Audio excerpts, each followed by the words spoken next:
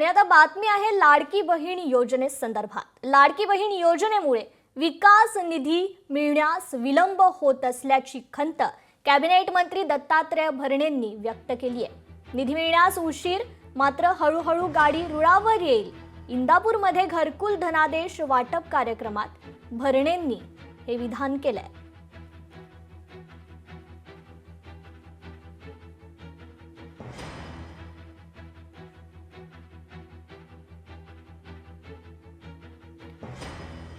तर लाडकी बहीण योजनेसंदर्भात आता कॅबिनेट मंत्री दत्तात्रय भरणेंनी खंत व्यक्त केली आहे। आणि मुंबईमध्ये असू द्या, मी पुण्यामध्ये असू द्या, मी कुठेही असू द्या, त्यामध्ये माझ्या इंदापूर तालुक्याला सर्व विभागातून निधी कसा जास्त मिळेल यासाठी मी प्रयत्न बंधून करत असतो।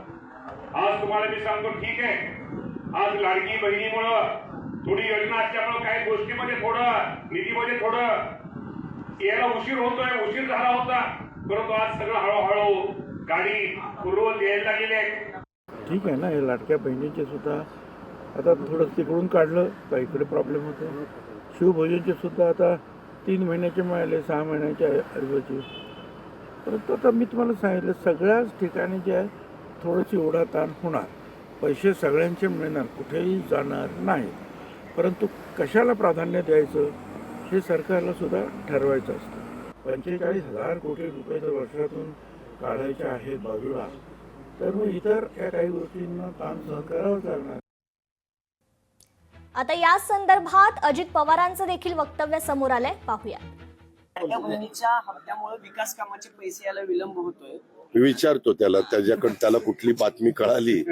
शेवटी तो माझा सहकारी आहे, मंत्री महोदय, त्यांना विचारून क्लिअर करतो कुठल्या अपेक्षेने, कुठल्या हेतूने ते बोलले।